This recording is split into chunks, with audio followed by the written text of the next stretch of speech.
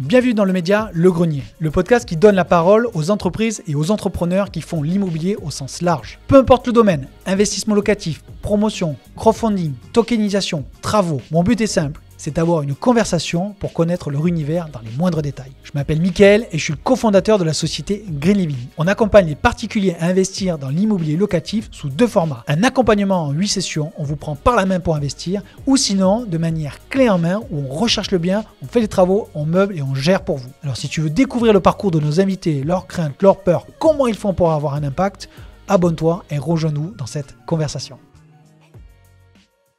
Bonjour à tous, bienvenue pour le nouvel épisode du podcast Le Grenier. Je suis en présence de Pierre Joly, qui est le cofondateur de la startup Go Kelvin, donc spécialisé dans la simulation de travaux énergétiques, à vocation énergétique. Et j'ai voulu recevoir Pierre parce que j'aime les acteurs qui sont dans la rénovation énergétique. On n'en parle pas assez, il faut leur donner de la lumière. Et nous on adore ça en interne chez Green Living et chez Trema. Donc en tout cas, je suis content de recevoir Pierre. On a l'habitude de commencer le podcast en demandant l'état civil de notre invité. Donc Pierre, je veux que tu me dises tout sur toi. Qui est Pierre Joly, nom, prénom, âge, enfant, pas enfant, marié, pas marié, on veut tout savoir. Tu dis ce que tu as envie de dire, mais en tout cas, délivre-moi ton état civil, s'il te plaît. Pas de problème. Bon, ravi en tout cas de faire ce podcast avec toi, Mickaël. Donc alors, Pierre Joly, j'ai 5 prénoms, tu vois, c'est Pierre, Denis, Charles, Joseph, Marie. Donc tu vois là, Non. Si. Ah ouais, tu sais que tu viens de faire un premier dossier là. Je suis né en 88, donc j'ai actuellement 36 ans. Je suis marié, j'ai 3 enfants, 6 ans, 2 ans et 3 mois. Donc là, je suis un peu dans le dur. Ouais. Ah oui, et là, je pense que les gens voient les cernes, non? Et en plus, cette nuit-là, j'ai eu une nuit particulièrement agitée, donc j'ai pas beaucoup dormi. Je pense que j'ai dû dormir 3 heures. Aïe. Voilà. Qu'est-ce que je peux te dire d'autre? J'habite à Nantes. Avant, j'étais parisien. J'ai déménagé à Nantes pour me rapprocher de la mer. Et donc, ça va faire le lien avec un peu mes passions. Je suis passionné de bateau, de cuisine et de bricolage. J'adore faire les choses avec les mains.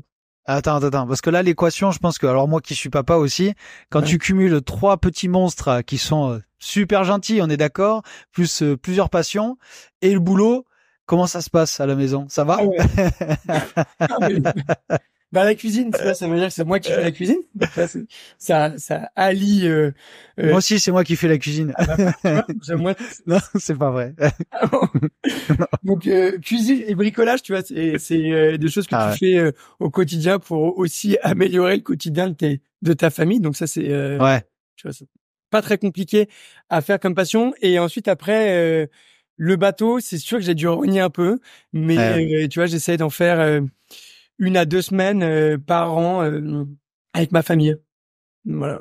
D'accord, parce que du coup, Paris, ta famille est Paris ou tu es quand même nantais ou c'était nantais d'adoption? Non, moi, ma terre d'adoption, c'est plutôt la Bretagne. Et donc, d'accord. Nantes, est-ce que c'est en Bretagne? C'est un vaste débat. Ouais. Mon beau-frère te dirait que oui. Okay. Donc, oui, parce qu'il est breton. Voilà, ouais. Donc, je sais pas. Mais non, et en fait, moi, j'ai travaillé à Nantes pendant 6 mois et j'ai été conducteur de chantier. Ok. Après, te raconter ce que j'ai fait dans ma vie, mais j'ai été conducteur de chantier sur une ligne ferroviaire qui reliait Nantes à une ville à Saint-Just-Croix-de-Vie. Et j'ai beaucoup aimé la région, Nantes, le dynamisme, et c'est pour ça que je m'étais toujours dit, tiens, j'aimerais bien aller bosser et vivre là-bas. Et donc, c'est chose faite. Ah, d'accord. Voilà. Mais du coup, t'as vécu combien de temps à Paris? J'ai vécu 9 ans. Ouais, donc quand même, ouais. Du coup, choc thermique, non? Ouais, mais cette année-là, c'était particulier. Mais le choc, je me suis pris. On m'avait dit, ouais, t'inquiète pas, à Nantes, il pleut pas. Bon, voilà, menteur. Menteur avec un S. Voilà, exactement. Non, pour éviter la pluie, il faut venir chez nous. Hein. Du côté de Montpellier, c'est bien. Je crois qu'il y a 360 jours de soleil sur 365 ou 6. Non, il y a beaucoup d'ensoleillement, mais bon, c'est normal. C'est un peu plus le sud, c'est normal. Bon, du coup, tes passions, t'arrives quand même à les faire. Et tu bricoles quoi? Est-ce que, alors, parce que bon, nous, on a une partie bricole, travaux. C'est, tu bricoles fort ou genre, tu changes les prises? Non, je bricole fort. Ouais. Je bricole fort. Et tu vois, mon stage de fin d'études, moi, j'ai fait une école d'ingé. Mon stage de fin d'études, j'ai réussi à le faire passer en rénovation d'un appartement. Et en fait, c'était une ancienne remise, une grange dans Paris. Il y en avait pas beaucoup, mais il y avait, tu vois, j'avais fait l'acquisition d'une grange. Et donc, tu vois, il y avait pas de toit, pas de plafond, pas de sol, c'était de la terre battue. Et donc, j'ai réussi à faire passer ça en stage de fin d'études. Donc là, j'y vais assez fort, quoi. Ben, tu sais quoi, raconte-moi un petit peu ce projet-là, avant qu'on rentre dans le cœur du réacteur de Kelvin, et ce que tu fais, comment t'es arrivé à la rénovation énergétique. Est-ce que déjà cette acquisition, cette rénovation, ça a été un chemin aussi qui t'a amené à créer Kelvin ou... Si, mais en fait, moi, donc bricolage plus, j'adore ça. J'ai fait plusieurs opérations immobilières, mais dont cette première où tu vois, j'ai vécu avec ma femme dedans pendant 3 ans. Après, on a racheté on a revendu cet appartement-là. On en a racheté un où on a fait des très gros travaux aussi dedans. Okay. Et donc là, on a fait, je pense que j'ai fait 30% de l'appartement et 70%, parce que là, je travaillais vraiment. Donc, ouais. À un moment donné, il y a une question de temps que tu peux allouer à faire des travaux. En parallèle aussi, j'avais fait quelques investissements locatifs. Moi, le bâtiment, c'est un secteur que j'apprécie beaucoup. Je trouve que les acteurs qui gravitent dedans, les acteurs dans le travaux, les artisans, je trouve que c'est des gens qui sont top, passionnés par ce qu'ils font. C'est un métier qui est dur parce que tu mets les mains dedans. C'est pas tous les jours sympa, mais je trouve que t'as un vrai but, tu construis quelque chose, tu rénoves quelque chose, et donc ça j'aime beaucoup. Ce que nous on le voit parce qu'on bosse avec pas mal d'artisans, et le problème c'est que c'est un métier noble, alors qui revient un peu avec ses lettres de noblesse, qui revient quand même. Là, il y a une génération qui arrive, qui se dit d'être boucher, charcutier ou maçon, c'est peut-être pas débile, et ils ont bien raison, parce que moi je pense qu'on est à peu près de la même génération. Moi, je suis génération 85. Nous c'était les voies de garage, il faut être honnête, hein. Et aujourd'hui, moi qui est de la famille artisan, je trouve que on a une génération où je trouve qu'on était mal orienté. Alors je dis pas que j'aurais fait maçon ou j'aurais fait électricien, c'est pas ça, parce que déjà c'était pas naturel. Mais quand je vois aujourd'hui, ils ont il y a des très bons artisans, mais ils sont affublés par les charges, l'administratif, et les mecs ils en peuvent plus, quoi. C'est ça le problème aujourd'hui. Ils arrivent pas à exécuter leur travail de façon sereine, quoi. Donc ça c'est un peu le problème qu'on voit nous à ce jour. Ouais. Mais du coup, toi, tu as fait quelques invests. C'est quoi un petit peu, comme on a aussi des profils un peu investisseurs qui nous écoutent, hein, c'est quoi que tu as fait, des T2, des studios, des immeubles? Qu'est-ce que tu as fait un petit peu là? Tu peux dire quelques mots? Initialement, je n'ai pas fait des centaines, hein. J'ai fait un petit local commercial, et ça, j'ai trouvé ça top. Tu vois, c'est rare de commencer par un local commercial déjà. Ouais. Mais attends, mais local commercial, tu vois, c'était pour un indépendant derrière. Et en fait, je trouve que on regarde pas assez tu vois, quand on fait de l'investissement locatif, on regarde pas forcément assez le tertiaire. Alors, est-ce qu'on peut l'appeler le tertiaire? Oui, mais on regarde. Ouais. En tout cas, je comprends ce que tu veux dire. Voilà. Et donc, c'était un tout petit local qui faisait 30 mètres carrés. Ouais. À Paris, toujours? Région parisienne. Région parisienne. Okay. Non, région parisienne. Et ensuite, j'ai fait un studio dans la même copropriété, parce que tu vois, c'est quand tu rentres dans une copropriété, après tu peux avoir accès facilement à des biens. Après, j'ai arrêté, et là, sinon on a refait. Nous, on voulait acheter. Et donc là, j'ai fait ça avec mon frère. L'autre, on voulait acheter plusieurs biens d'un coup. Et ce qu'on a acheté, c'est une maison qui était déjà divisée en studio T2. Donc en fait, on a acheté toute la maison, et il y a 5 biens dedans. Donc il y a eu aussi des gros travaux de rénovation, notamment énergétique dedans, qu'on a dû faire. Mais voilà, plutôt que faire au coup par coup. Et en plus, les sujets de la copropriété, à la fin, c'était lourd. Et donc, du coup, on voulait être en monopropriété, mais toujours avoir plusieurs biens. Et en fait, on a trouvé que ce concept-là, tu vois, on avait visité aussi des petits immeubles avec 5-6 biens.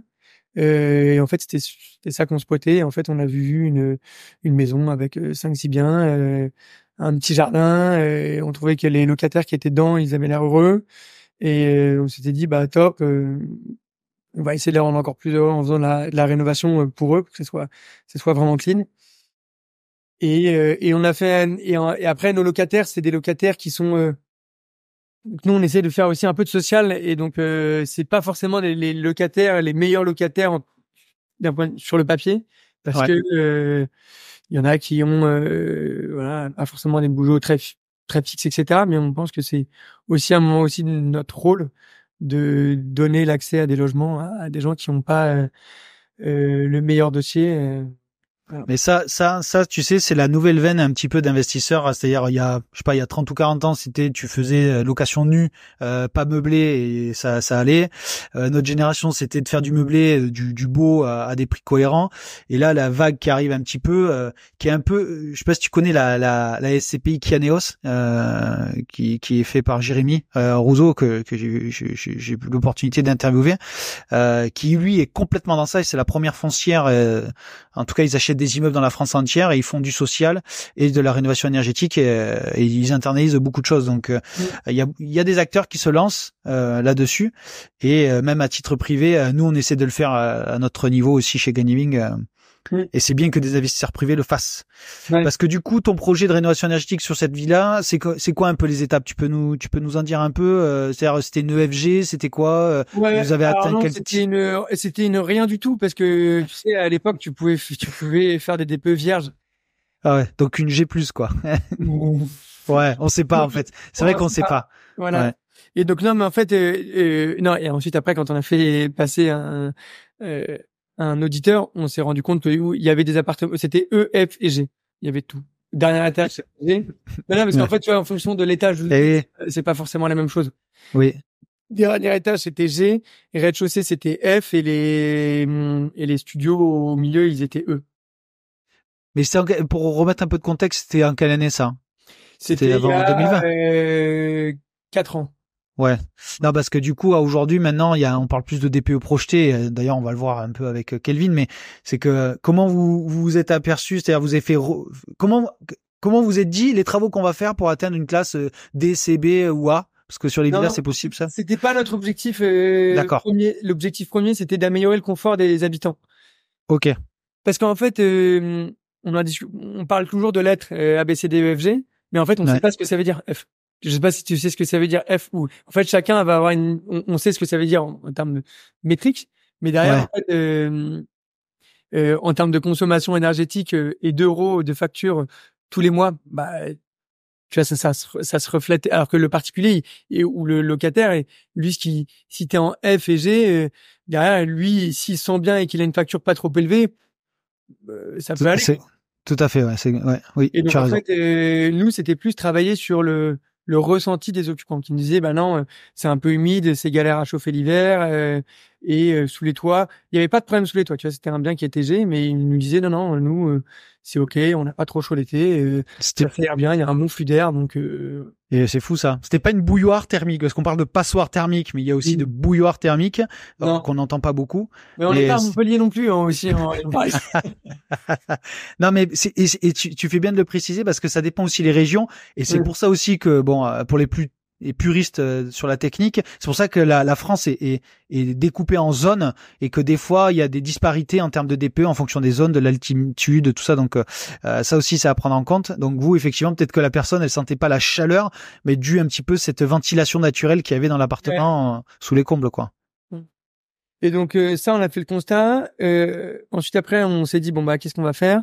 Et on a décidé de faire une isolation thermique par l'extérieur en changeant le système de ventilation, parce que notre propriété, c'était le plus simple. Et il y avait des occupants, donc en fait on n'avait pas trop le choix.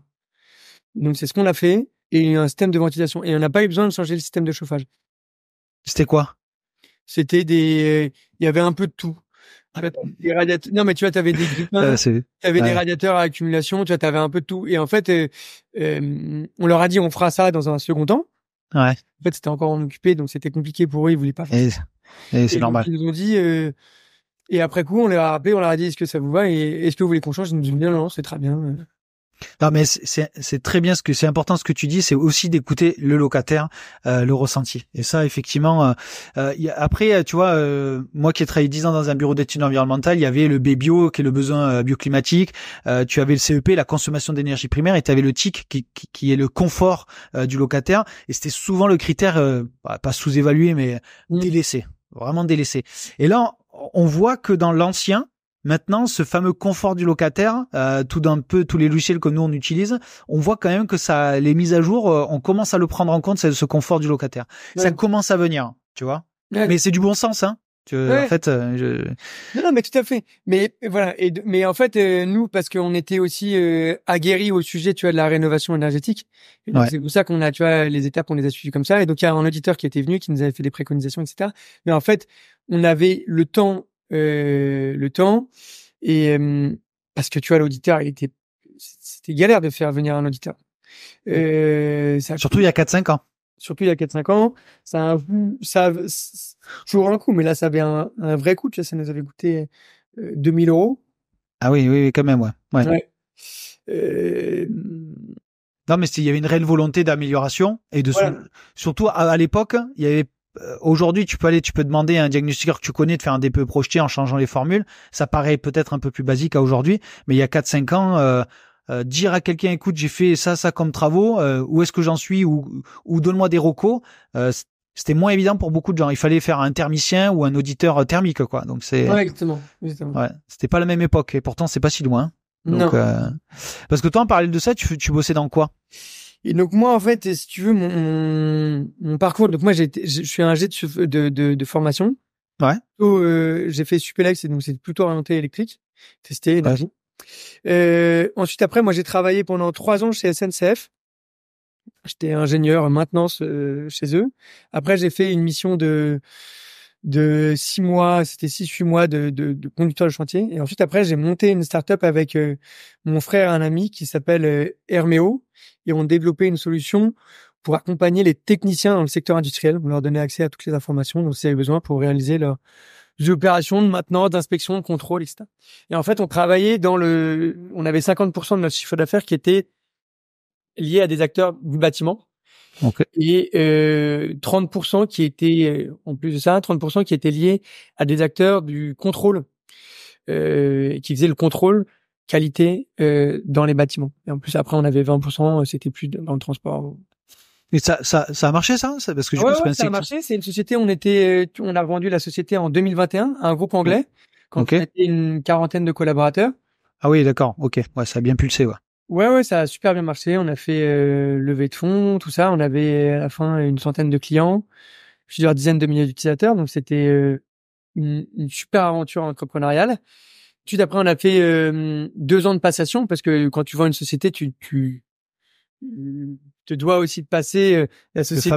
Le fameux earn-out, non? Ouais, c'est ça, c'est earn-out. Je voulais pas dire le mot pour que tu... Si, il y a plein de personnes qui connaissent, et puis ceux qui connaissent pas, ils apprennent. Voilà. Earn-out, c'est un complément de prix quand tu vends une société. Souvent, tu touches de l'argent au moment de la vente et ensuite après, en fonction d'atteinte d'objectifs, tu touches un complément de prix. Donc, on appelle earn-out en anglais. Exactement. Et en fait, moi, quand j'ai vendu ma société, moi, j'avais qu'une envie, c'était de me relancer. Je voulais me relancer dans le climat, impérativement. Pourquoi? Parce que, déjà, c'était un sujet qui m'a toujours touché. J'ai toujours fait gaffe, point de vue écologique, toujours fait gaffe. Et ensuite, après, avec les enfants, j'ai aussi eu un déclic qui m'a dit, bon, quel monde t'as envie de leur laisser? Et j'avais envie de pas mentir à moi-même. Et quand je vais me regarder dans le miroir dans 20 ans, 30 ans, et que mes enfants me demanderont, mais qu'est-ce que t'as fait? J'ai pas envie de dire, ouais, mais j'ai essayé, et de me trouver des excuses. J'avais vraiment envie pour eux, et pas que pour eux, mais aussi pour la planète, tu vois, de me relancer dans une aventure avec un impact, climatique, quoi. Eh ben, je suis totalement aligné avec toi. Ça a été un accélérateur, les enfants. Ouais, je suis complètement d'accord. Ouais.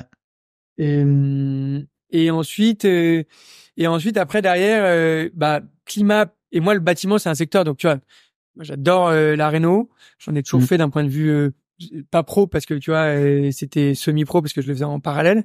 Ouais. J'adore tu vois le bâtiment dans ma boîte, on discutait avec les acteurs du bâtiment, cabinet de contrôle, etc. Et climat plus bâtiment, t'as le sujet de la rénovation énergétique qui arrive quand même assez vite, quoi.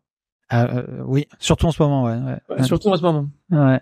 Et donc c'est comme ça que c'est venu en fait pour moi, et après pour mon autre associé c'était différent, mais pour moi c'est venu comme ça. Et en fait dans la rénovation énergétique, tu vois, t'as la partie conception, tu as nous les 3 grosses phases qu'on voit, c'est conception, financement et réalisation des travaux. Ouais. Et moi j'avais développé une vraie expertise, tu vois, logiciel parce que c'était ce que je développais, le logiciel. Et je m'étais dit, où est-ce que je peux avoir un impact le plus important possible dans cette partie de rénovation énergétique, avec l'expertise que j'avais développée sur le logiciel. Ouais. Et en fait, bon, sur la réalisation des travaux, c'est pas forcément là. Donc, tu parlais des artisans pour essayer de leur donner accès à plein d'outils pour qu'ils se concentrent sur leur valeur ajoutée, qui est leur cœur de métier. Je sais pas, un électricien, remettre aux normes, refaire l'électricité d'une maison, d'un appartement, etc. Donc il y a déjà pas mal d'acteurs qui sont sur ce créneau-là, qui arrivent plus ou moins bien pour différentes raisons. On va pas rentrer dedans. Mais donc c'est un secteur que moi j'ai plutôt mis de côté dans un premier temps. Tu vois, la partie de travaux. La partie financement, tu vois, t'as des acteurs historiques, t'as les banques et l'État qui est dessus. Il y a aussi des nouveaux concepts qui sont en train de se lancer et qui sont hyper smart.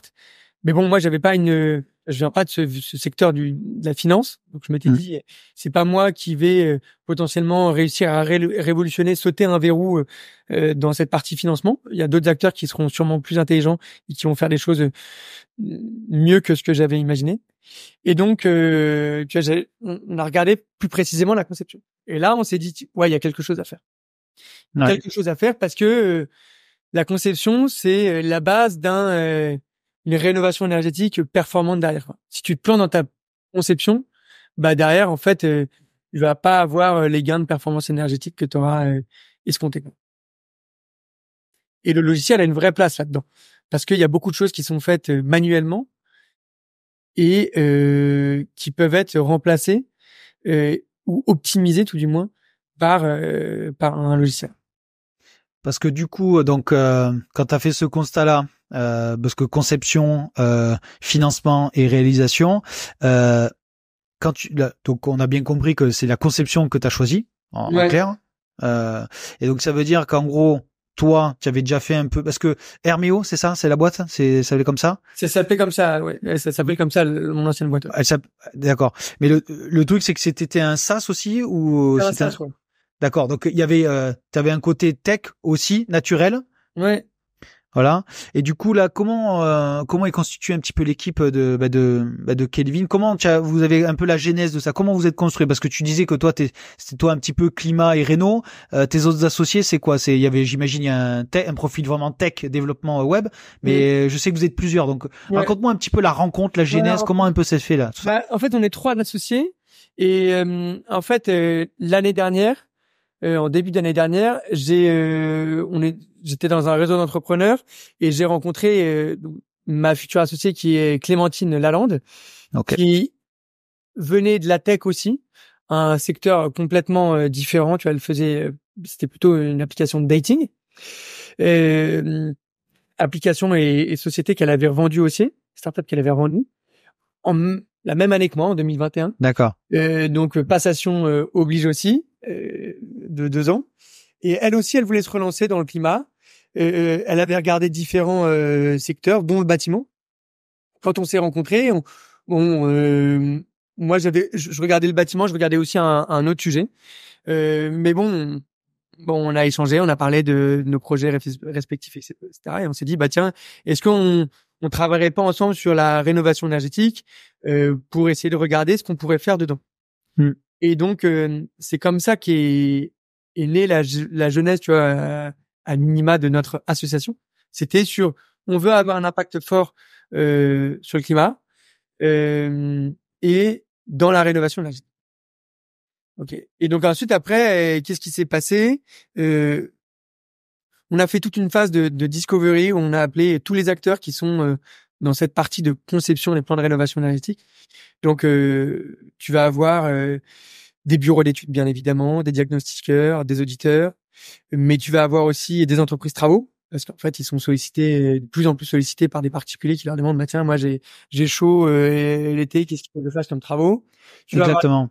Beaucoup d'agents IMO qui vont dire, bah, en fait, j'ai des biens, des passoires énergétiques que je mets sur le marché. Je sais pas quoi en faire. Je sais pas comment faire.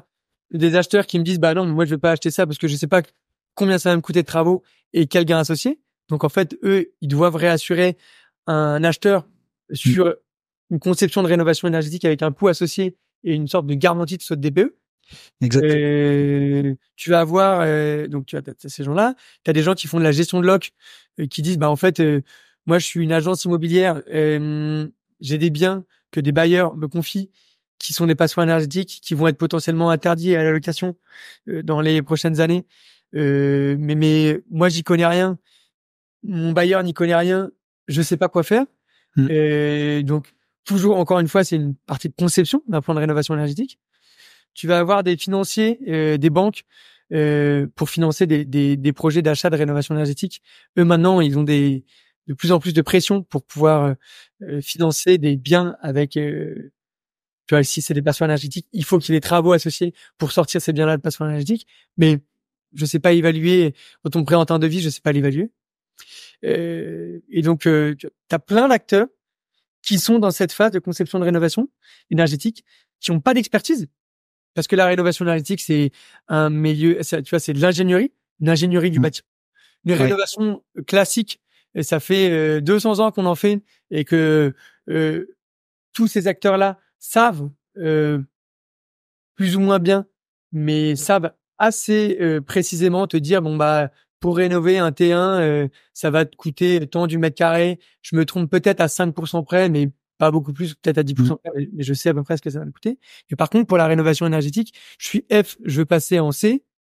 Ça, derrière, il y a un calcul réglementaire qui est fait. Il y a 900 paramètres pour faire un calcul réglementaire. C'est pas à la portée de tout le monde. Non, je te confirme. Et donc là, tu vois, t'as des bailleurs ou des particuliers occupants qui ont envie de faire de la rénovation énergétique, qui vont se tourner vers des professionnels qui n'ont pas d'expertise. Et donc, qui vont soit être en totale transparence, disent, moi, je sais pas. Et donc, en fait, il faut que tu viennes faire venir un professionnel qui va être un auditeur. Soit il y en a qui vont dire, je sais à peu près, qui vont te donner des choses et qui vont te dire, bah, tiens, il faut que tu fasses ça, ça, ça comme type de travaux. Et en fait, tu te retrouves avec, bah, tu vas dépenser de l'argent et tu vas pas avoir le saut de DPE où le gain est escompté en diminution diminution de ton économie d'énergie. Et en fait, il y a une étude qui a été faite de l'ADEME. Il y a 1 an et demi et qui a montré que 70% des travaux de rénovation énergétique qui avaient été faits n'ont pas entraîné de saut de DPE. Principalement. C'est faux. Il y a une mauvaise conception. Ah, c'est hallucinant. Parce que avant tu te disais bah oui moi artisan je sais quand même conseiller sur ce qu'il faut que tu fasses comme travaux de rénovation énergétique. En fait maintenant on se rend compte que non parce que c'est une ingénierie. Et d'ailleurs est-ce que tu connais le système qui est développé par l'État qui s'appelle Oreno? Ouais, tout à fait. Ouais, tu le connais bien. Du coup en fait tu vois ce que tu dis c'est exactement. Alors parce que bon, on peut critiquer les politiques et tout ce qui est public, mais à un moment donné, ils se réveillent. Je veux dire, peut-être tardivement, on peut le débattre. Mais en gros, Oreno, c'est donc les opérateurs ensembliers de la rénovation énergétique. C'est qu'en fait, l'État a dit, écoutez, c'est très bien. Maintenant, ça fait des années qu'on fait les choses d'une certaine manière, mais maintenant, on veut que les gens parlent entre eux. Tu vois, c'est-à-dire et donc du coup c'est un appel d'offres qui a été sorti, donc nous on a tenté d'y répondre, mais en fait c'était trop gros, en fait c'est fait pour les contractants, les sociétés de contractants en général, tu vois, c'est pour les gros quoi, c'est pour les gros architectes, c'était pas possible. Mais par contre on voit quand même que l'État se dit ok, maintenant tous ces acteurs doivent discuter ensemble. tu vois. Et c'est récent en fait, c'est l'appel d'offres est de l'année dernière, hein, tu vois. Donc je suis bien placé pour savoir parce qu'on a été sélectionné. Donc magnifique, je savais pas ça. Et du coup, mais vous avez fait alors du coup, alors je veux bien faire un focus de quelques secondes ou minutes dessus parce que nous ça nous a intéressé. Mais du coup, ça veut dire quoi? C'est que vous faites partie d'une team, un consortium, groupement, un consortium, voilà. Voilà, en fait, l'appel à projet de l'État, c'était de se dire comment réussir à massifier le nombre de rénovations énergétiques des logements en France. Et ça peut dire, c'est notre mission aussi. Et se dire, en fait, il y a 3 typologies d'acteurs, ceux qui vont faire la conception, ceux qui vont faire le financement et ceux qui vont faire la rénovation en tant que telle, quoi. Exactement, ouais. Et ça, l'objectif, c'est de se dire, ces 3 acteurs-là, il faut qu'ils discutent ensemble autour d'un projet. Et donc il y a des consortiums qui ont été créés, qui ont été portés par des entreprises, différents types d'entreprises en fonction du consortium. Nous, c'était un opérateur travaux, donc qui est spécialisé dans l'exécution des travaux. Et donc, on avait besoin d'acteurs sur la partie conception, financier, etc., etc. Et donc, c'est comme ça qu'on a créé une réponse à cet appel d'offres-là. Donc, on a été sélectionné. Et le programme, il est lancé en septembre de cette année 2024. D'accord. Tu peux dire des noms ou pas, ou c'est confidentiel hein, aujourd'hui le consortium qui a été sélectionné? Non, le consortium, je peux dire des noms. Il était porté par Helio Solutions. Helio Solutions, je connais pas. Helio Solutions, c'est un opérateur travaux. Donc, si tu veux faire des travaux de rénovation énergétique de ton logement, tu les contactes et ensuite eux, ils ont des équipes sur le terrain au niveau national qui viennent chez toi et qui vont te faire un devis, une étude et ensuite après qui vont exécuter les travaux. Ok. Voilà. Ok, d'accord. Nickel. Du coup, félicitations parce que je pense que c'est pour nous qui l'avons regardé un peu de loin du coup, je trouve que c'est un bon point de départ pour rassembler les opérateurs et comme on dit massifier la rénovation bas carbone. Donc c'est cool. Et du coup là vous avez des commandes en fait de comment dire. C'est quoi un peu le côté business, c'est qu'en gros maintenant vous pouvez communiquer, vous êtes labellisé au Réno et du coup. En fait, dans l'appel à projet, on avait sélectionné une centaine de biens types sur lesquels on va construire comment on peut faire cette rénovation énergétique et l'industrialiser, cette rénovation énergétique sur un certain nombre de biens. Ok, d'accord. Mais du coup, là, ça fait un peu la transition avec Kelvin, du coup, parce que bon, on a parlé un peu de tes associés, on a compris un petit peu la complémentarité un peu de tout le monde. Et du coup, Kelvin, c'est quoi? Donc, rappelle-nous un peu la mission, ce que vous faites à aujourd'hui. On a parlé du constat, tu vois, quand je t'ai expliqué la genèse. Le constat, il est là. C'est en fait, t'as des particuliers, des professionnels, des particuliers qui veulent se lancer dans la rénovation énergétique. T'as un manque d'expertise, aussi des particuliers, mais aussi des professionnels, qui empêchent de transformer une idée en un projet de rénovation énergétique. D'accord. Et nous, notre mission qu'on s'est fixée, c'était de massifier le nombre de rénovations énergétiques des logements en France et en Europe. D'accord? Parce qu'on a il y a un objectif européen. En 2050, c'est la neutralité carbone, notamment sur les bâtiments qui sont une source importante de consommation carbone. Émissions carbone, de consommation énergétique. Et donc, du coup, c'est de travailler dessus en France et en Europe. Et donc, nous, la solution qu'on développe, c'est une solution donc, qui est basée sur une intelligence artificielle et qui va permettre à distance, à partir d'une adresse, d'une inspection visuelle d'un logement, appartement, maison. Cette inspection visuelle, elle peut être faite par un non-expert. Ça peut être toi, un particulier. Ça peut être fait aussi par un expert, un agent IMO, mais qui n'a pas d'expertise thermique. Un agent IMO, ça peut être fait aussi par un diagnostiqueur qui fait une inspection visuelle. Et notre intelligence artificielle va générer des recommandations de travaux précises en prenant en considération bien évidemment le bâti.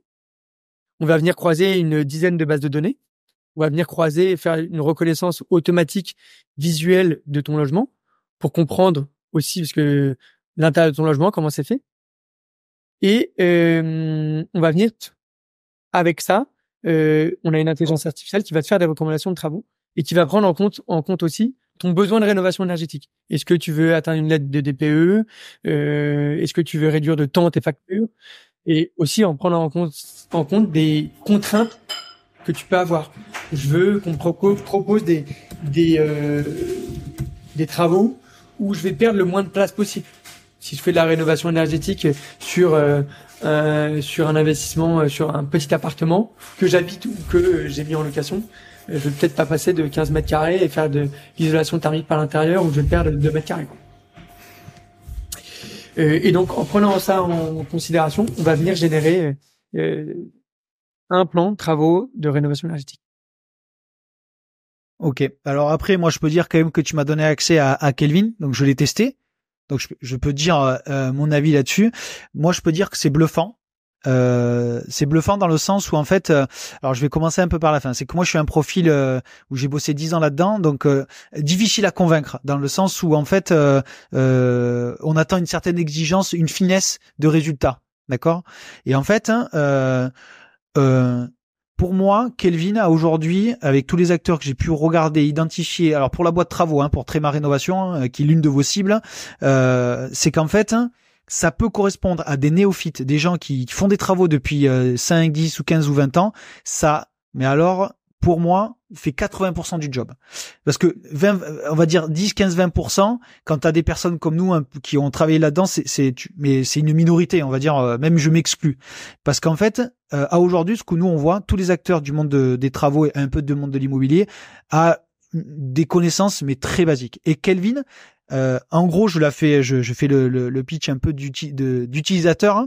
Tu m'excuseras, Pierre, je prends un peu la parole, mais avec plaisir, ça me fait plaisir. Voilà, parce qu'en fait, j'enlève ma casquette d'expert. Si tant est, je peux me placer en tant qu'expert. Je me place comme tous mes amis qui sont artisans et qui ont un besoin de conseils auprès de leurs clients. En fait, Kelvin, donc bon, au début c'était ça, mais je sais pas si ça a évolué. Mais en gros, vous vous inscrivez et on vous donne accès un numéro WhatsApp. Et en fait, ce numéro WhatsApp, ce qui est bluffant, c'est qu'en gros, avec l'adresse, il vous guide dans une conversation WhatsApp comment vous allez pouvoir faire le tour de l'appartement, le tour de la maison, pour ensuite avoir les recommandations. Donc là où c'est un peu bluffant, où j'ai trouvé, c'est que c'est pour moi, à aujourd'hui, les choses sont trop compliquées, trop. Il faut simplifier, il faut gamifier un peu les choses. Et je pense que Kelvin est au début de quelque chose où le sens que vous avez, et c'est pas négatif de dire gamifier, c'est qu'en fait, vous le rendez accessible à toute personne qui n'y connaît que dalle. Et ça, même si moi je vois des améliorations, honnêtement, Pierre, mais honnêtement, si je dois je mets la casquette un peu expert de côté, ça correspond à 80% de la demande d'aujourd'hui. C'est quoi? C'est de simplifier, de rendre accessible la connaissance de la rénovation énergétique en le gamifiant. Et tout le monde a un numéro WhatsApp, tout le monde a une conversation WhatsApp. Donc à un moment donné, ça fait quoi, un an et demi que vous existez, je crois, avec ton équipe. Ah, c'est que dalle. Je veux dire, c'est que dalle. Et dans le monde, dans une échelle bâtiment, le bâtiment c'est du temps long. Le bâtiment c'est un milieu qui est une inertie longue. Donc un an et demi c'est que dalle. Donc non, moi j'ai apprécié l'expérience.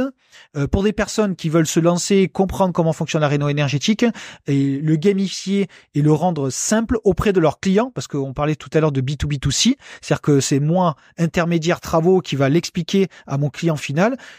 Honnêtement, c'est simple, c'est compréhensible et ça permet de mettre un premier pied à l'étrier pour la compréhension de la rénovation énergétique pour les particuliers. Voilà. En tout cas, moi, c'est de mon expérience. Ravi de. Bon, on arrête le podcast. D'avoir un utilisateur conquis. Mais non, mais on a beaucoup de retours comme ça, donc je souris, je suis hyper ravi. Nos équipes techniques, elles font un travail de fou et hyper ravi que derrière. Notre objectif, c'était exactement ce que tu viens de dire, c'était de simplifier, de rendre accessible à n'importe qui cette expertise sur la rénovation énergétique. Mais donc, je fais juste une parenthèse parce que pour compléter, s'il y a des puristes qui nous écoutent, des auditeurs, des BET thermiques, je le dis avec toute transparence, vous allez pas être c'est pas ça.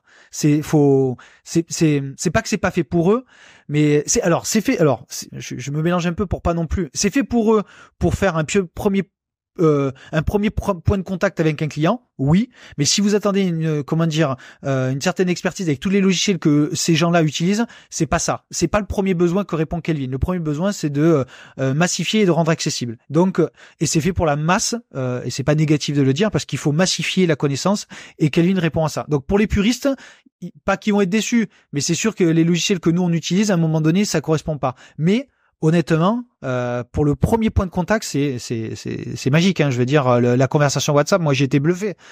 Hein, je le dis. Voilà. Donc, je sais pas ce que tu peux compléter sur ce que je viens de dire, mais ou si t'es d'accord ou pas. D'ailleurs, tu peux me changer et débattre.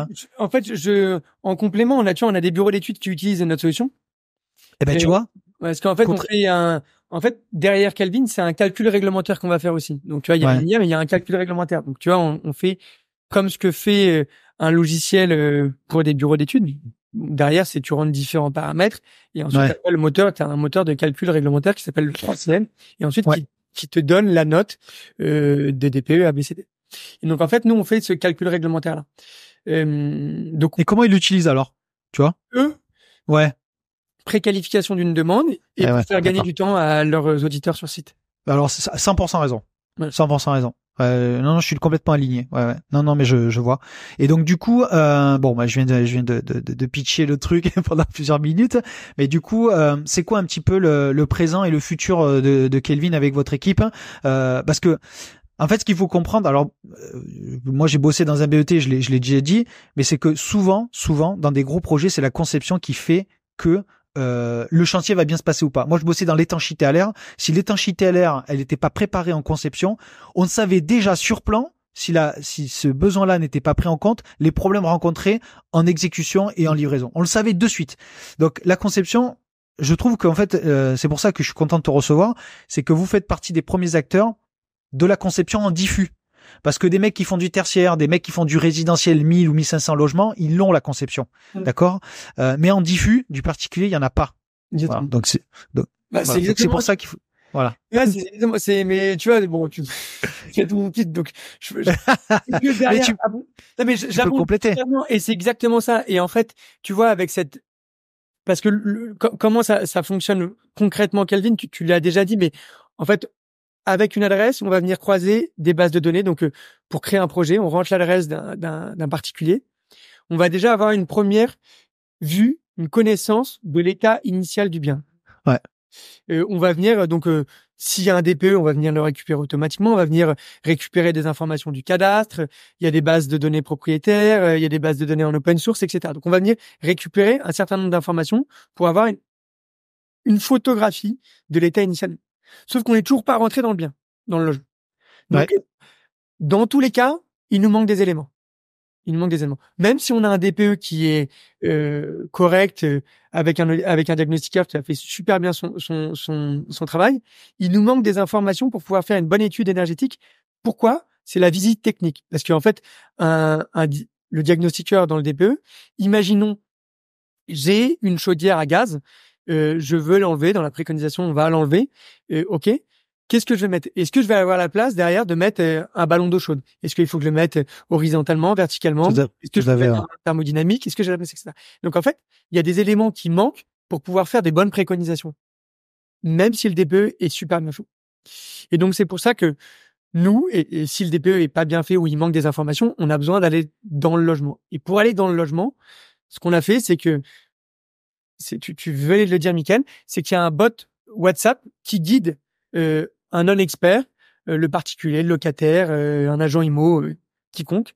On a 2500 scénarios pour pouvoir offrir une expérience à la personne qui va faire cette visite virtuelle la plus simple possible. Comme tu disais, un peu gamifié, on va dire, tiens, il faut que tu ailles prendre en photo ta chaudière à gaz, donc on monte une photo de chaudière à gaz, il faut qu'il prenne une photo de sa chaudière à gaz. Et une fois qu'il a fait ce parcours-là, nous, on va venir donc confirmer l'état initial, avoir un niveau de précision très fin, et ensuite, avec les contraintes et les besoins dont on avait parlé, générer une étude énergétique précise, et ça va faire une prévisite technique aussi, parce que on va savoir dire, bon bah oui, on peut mettre un ballon thermodynamique, il y a de la place. oui, il faut changer cette fenêtre-là, mais pas celle-là, parce que celle-là, elle est en simple vitrage, l'autre, elle est en double vitrage, vous vouliez atteindre C. Il y a juste celle-là à changer, mais pas l'autre. Ouais. Non mais c'est ça, et puis tu vois, je peux même donner un exemple. Alors après je sais pas si Kelvin pourra gommer ce genre de choses, mais tu vois, hier soir j'ai challengé un DPE et là le mec s'est trompé sur la, alors je vais parler technique hein, donc pour ceux qui voilà, mais qui s'est trompé sur la surface déperditive qui donne côté couloir, il l'a mis en surface extérieure et pas côté couloir. C'est du coup on était en F, mécaniquement on passe en E parce que tu vois, donc est-ce que ça à terme, est-ce que je sais pas, peut-être que c'est prévu ou pas, mais est-ce que Kelvin pourra aussi corriger peut-être des incohérences comme ça ou pas du tout? Est-ce que ça a une vocation? Eh ben si, tu vois, là on a mis en ligne un simulateur qui permet, donc tu vois, c'est en ligne pour tes entreprises travaux, tu fais de l'acquisition sur ton site internet, pas que entreprises travaux, mais c'est pour d'autres cibles aussi. Tu rentres l'adresse, s'il y a un DPE, on va venir regarder le DPE et donner un score sur le DPE. Est-ce qu'il est bien complété, pas bien complété, etc. Et ensuite, après, une fois que tu as fait cette inspection visuelle, nous, on va redonner, on va remettre à jour le score. Parce que potentiellement, tu viens de dire cette surface déperditive sur un couloir ou sur l'extérieur. Nous, on va le voir avec l'inspection visuelle. Et donc, on va pouvoir dire, bah non, en fait, l'état initial, on va corriger l'état initial, on va dire, non, en fait, ce mur-là, il donne pas sur l'extérieur, il donne sur une paroi sur un couloir de la copropriété. Non mais ça c'est fou, et nous on le voit hein, les DPE si mon associé il serait là, il te dirait 100% sont faux. Allez, on est un peu gentil, c'est 95 96 hein, c'est impressionnant hein. C'est impressionnant. On le voit à chaque fois qu'on challenge un DPE, c'est frappant quoi. Ouais. Oh. Ok. Et du coup là tout à l'heure vous disiez vous avez des ambitions un peu Europe. Hein. Est-ce que ça c'est quoi? C'est enclenché ou pas ou... C'est pas encore enclenché, ça va s'enclencher. Là ce qu'on est en train de faire, c'est regarder les différentes méthodes de calcul du DPE sur tous les pays européens. La note, tu vois, le ABCDEFG, ça c'est uniformisé, mais par contre le calcul on est en train de regarder. Donc il faut d'abord que le produit soit prêt avant d'aller attaquer un nouveau pays. Okay. Donc, tu vois, c'est plus d'un point de vue technique, réglementaire, qu'on est en train de regarder comment ça se passe dans les autres pays européens. Ok. Et sinon, est-ce que tu peux donner, alors je sais pas, mais est-ce que tu peux donner peut-être combien ça coûte exactement? Alors, si tu veux pas donner le prix, mais comment vous évaluez le besoin, c'est-à-dire, voilà, cas concret, entreprise travaux ou agent immobilier, c'est des crédits que ça achète. Comment ça se monétise un petit peu dans les grandes lignes? Je peux pas te donner de prix parce que en fait c'est en fonction d'un volume d'études, mais c'est à l'étude énergétique qui va être générée. Voilà. D'accord. Donc, je sais pas, tu vas en faire, tu penses en faire 20 par an, voilà, tu vas en faire 50, 100, 200, 1000 en fonction de l'acteur. On a un nombre minimum d'études par an et ensuite après. Vous nous contactez, vous nous dites, bah voilà, moi j'aimerais bien générer X études par an, 50. Ok, très bien, bah on va vous donner un prix associé à ces 50 études. Ok. Bon, bah écoute, je pense qu'on a bien compris ce qu'était Kelvin. Est-ce que j'ai oublié de parler de quelque chose ou un sujet sur lequel on n'a pas évoqué, mon cher Pierre, que j'ai oublié? Est-ce qu'il y a quelque chose que tu... Non, bah sur Kelvin, nous on est ravi de discuter et d'échanger avec des professionnels, donc n'hésitez pas à me contacter. À part ça, sinon sur Kelvin, on a fait le tour. Hein. Ouais, d'accord. Où est-ce qu'on peut te trouver là pour, on va dire, te contacter? Alors sur le site go-kelvin.com. Ouais, on mettra le lien. Faire une demande de démonstration. Donc, je prends 45 minutes. Je comprends après. Première étape, c'est j'essaie de comprendre le contexte de ton entreprise pour pouvoir adapter la démonstration. Ouais. Et ensuite, après, on passe 20-30 minutes où je fais la démonstration de la solution. Et ensuite, après, on définit les prochaines étapes. S'il y a des prochaines étapes, en fonction de est-ce que ça peut avoir un intérêt pour la personne qui nous contacte. Donc, le site, voilà, go-kelvin.com. Sinon, tu peux me contacter directement par adresse mail, c'est pierre@go-kelvin.com. Simple. Hein. Et du coup, on va juste résumer un petit peu les profils de pros qu'à aujourd'hui vous adressez. C'est agent immobilier, c'est opérateur de travaux. Agent immobilier. Ouais. Pour ceux qui font de la transaction. agent immobilier pour ceux qui font de la gestion locative, donc c'est administrateur de biens. Ouais. Entreprise travaux. On discute aussi avec des auditeurs. Ouais. Des sociétés qui font de l'investissement locatif, comme Green Living. Ouais. On discute aussi avec des gens qui sont des opérateurs travaux, donc qui entreprises travaux d'un point de vue national, qui peuvent capter des besoins et ensuite après qui sous-traitent la réalisation des travaux auprès d'artisans. Donc on a cette cible-là. On a aussi des plateformes de mise en relation. Toi, t'es particulier, tu connais pas d'artisans qui veulent, tu veux changer de tes menuiseries, tu connais pas d'artisans. Ah, l'eau voisin, des housses, des trucs comme ça? Voilà, des choses comme des okay. Exactement, ce genre de site. Okay. Parce qu'en fait, ils ont besoin, eux, de mieux qualifier leurs prospects. Donc, tu vois, ils vont intégrer sur leur site un simulateur où tu vas rentrer, tu vois, tes visiteurs, t'aimerais bien simuler les coûts de travaux pour ta maison. Ouais. Tu rentres l'adresse et automatiquement, on va te sortir 3 scénarios. Et ensuite, après, pour affiner ces scénarios-là, tu fais l'inspection visuelle et tu reçois une étude énergétique. D'accord. Ok. Qu'on a eu un problème technique, qu'on va conclure l'épisode. Et je disais simplement qu'en fait, voilà, c'est dédié quand même à pas mal de professionnels. Donc, pour te retrouver, LinkedIn, le site, tu l'as donné. Ouais. C'est toi qui fais les 45 minutes de découverte, si j'ai bien compris. Ouais, tout à fait. Voilà. Donc, en tout cas, moi, Pierre, j'ai été ravi de te recevoir sur le podcast. Je pense que tu vois, il y avait vraiment un intérêt de mettre un point de base pour bien découvrir votre solution en phase conception. Et vous êtes au début. C'est ce que je voulais dire, c'est que vous êtes au début. 1 an et demi, c'est que dalle. Voilà, il y a pas mal de features, d'évolutions qui vont arriver sur votre solution. Et surtout, c'est que vous êtes l'un des acteurs que j'ai identifié en phase conception qui font les choses, à mon sens, qui le prennent par le bon bout. Voilà. En tout cas, je voulais apporter cette précision en fin d'épisode. Voilà. Est-ce que tu as le mot de la fin, mon cher Pierre? Moi, j'étais ravi en tout cas d'échanger avec toi. C'est un challenge de dingue de réussir à massifier le nombre de rénovations énergétiques des logements en France. C'est le chantier du siècle. Il faut vraiment qu'il y ait un maximum de force qui soit derrière ce gros chantier-là. Et ça part bien évidemment, le besoin, il part du particulier occupant au bailleur. Et donc, derrière, il faut qu'il ait une expérience très bonne parce que c'est des chantiers qui peuvent être complexes. Et donc, voilà. Et on essaye, nous, avec Kelvin, de rendre simple cette première étape pour que derrière... d'autres personnes qui vont prendre le relais sur la partie financement et réalisation des travaux puissent avoir des projets mieux conçus et donc derrière avoir des gains de performance énergétique atteints et potentiellement à un moment donné qu'on réussisse à garantir dès le début en se disant voilà, vous allez mettre tant d'euros sur la table et on va vous garantir à la fin que vous allez économiser tant d'euros et ça, tous les acteurs de la filière signent ce gain de performance énergétique. Donc ça serait quelque chose qui serait...